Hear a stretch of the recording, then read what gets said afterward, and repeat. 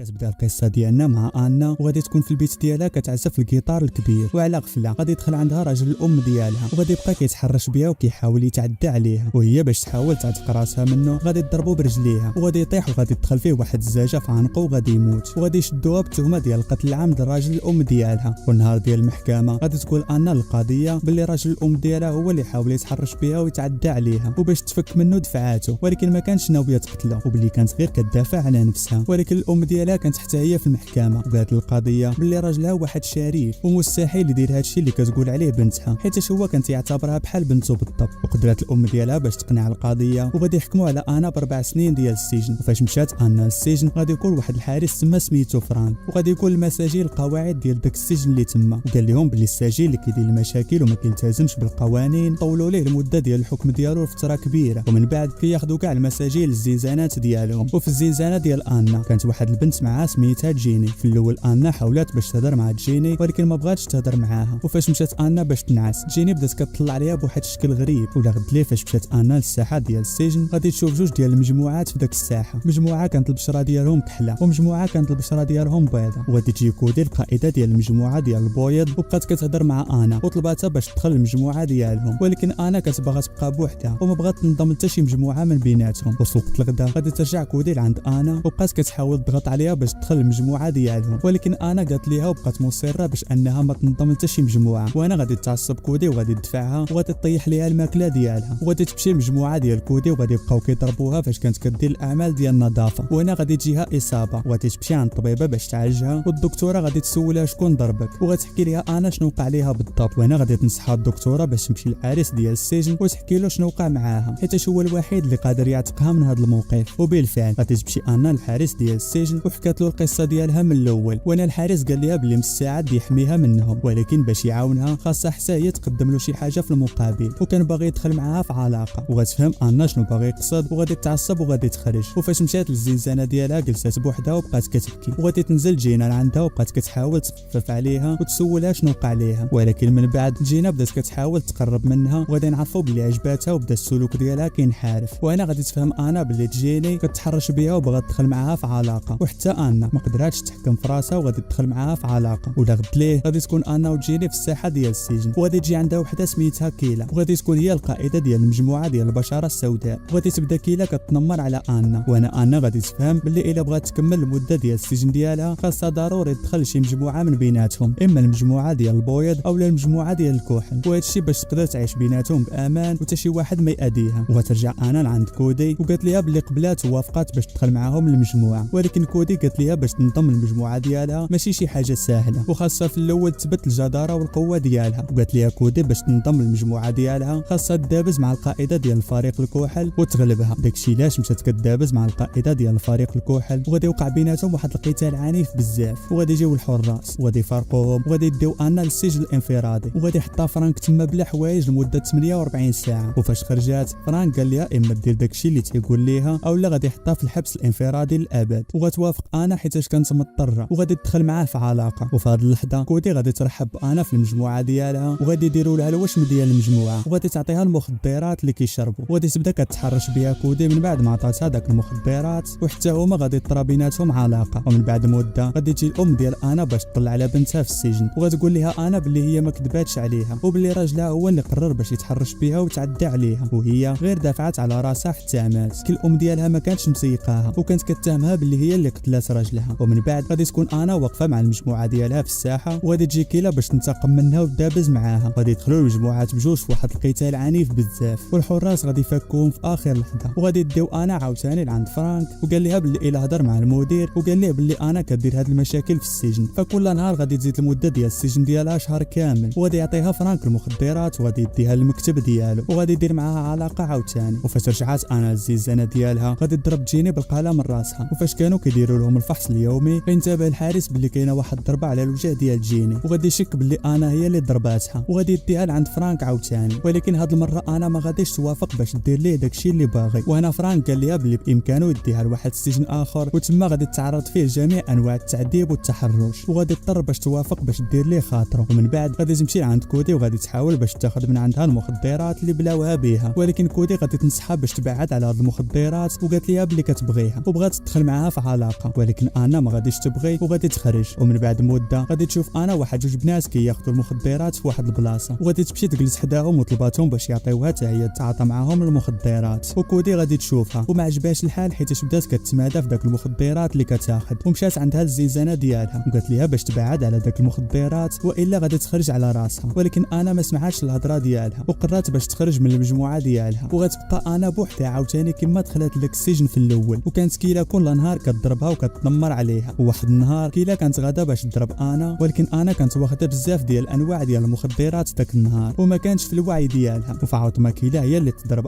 انا هي اللي شدات كيلا وبقات كتضربها. وفاش عرف فرانك غادي يحطها عاوتاني في السجن الانفرادي، ومن بعد 48 ساعه غادي تخرج من السجن الانفرادي وغادي ترجع عند صحابها باش يقسموا معها المخدرات ديالهم. ولكن هاد المره غادي تجي عندها كودي وتمنعها باش ما تعاطاش المخدرات عاوتاني. ولكن انا ما سمعتش الهضره ديالها وبقات كدابز مع الحراس ديال السجن وغادي يحطوها في السجن الانفرادي عاوتاني. ولكن هاد المره لمده اسبوع ماشي 48 ساعه، وغتكون انا ولات مدمنه كبيره ديال المخدرات، وهادشي اللي خلاها تعذب في السجن الانفرادي حيت تما ما كاينش المخدرات. وبدات الصحه ديالها كتدهور نهار على نهار. وفاش عطاوها الماكله هرسات واحد الطبسيل وحاولت باش تنتحر، ولكن غادي يشوفها الحارس وهي مرميه قطع الشرايين ديال يديها. داكشي علاش داوها الطبيب اقصى سرعه. ومن بعد ما راقبوها في العنايه الصحيه غادي تحسن الحاله الصحيه ديال انا، وتشوف بزاف ديال البنات حتى هما كانوا مدمنين ديال المخدرات. وفي هاد اللحظه قررت باش تبعد على المخدرات وتحاول تعيش طبيعيه. وفي واحد النهار الام ديالها غادي ترجع لعندها باش تزورها، واعتذرت ليها وقالت ليها بلي راها ندمات وعرفات الحقيقه، وبدات كتعتذر منها وكتبكي، ووعدتها باش تخرجها من داك السجن في اقرب وقت. وغادي تفرح انا فاش سمعت الهضره ديال الام ديالها، وكانت عارفه بلي غادي تخرج من داك السجن واحد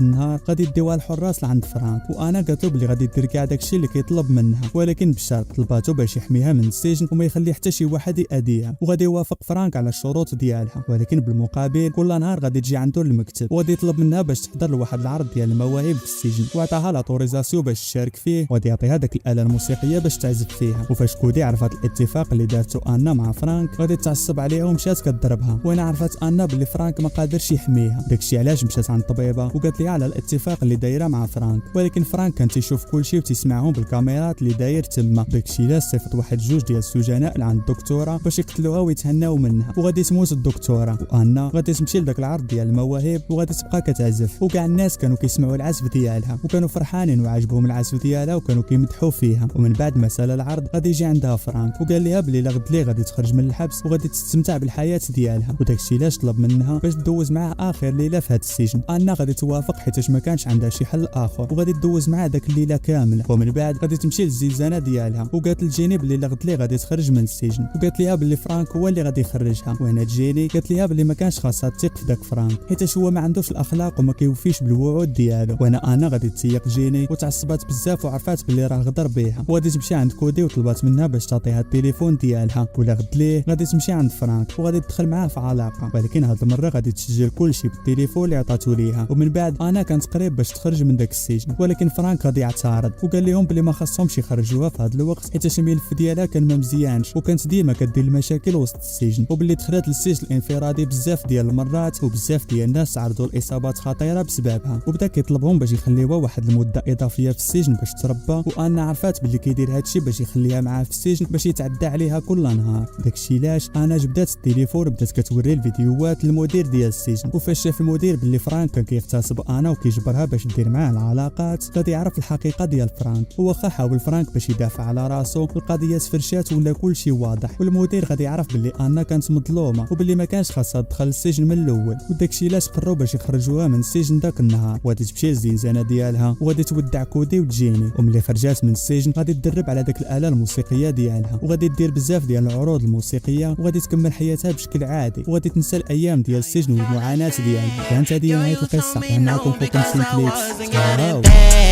These hoes I can't blame. Nobody feeling my pain.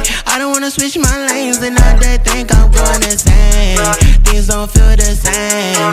I don't wanna play no games. Since I got this fame, it's been so hard.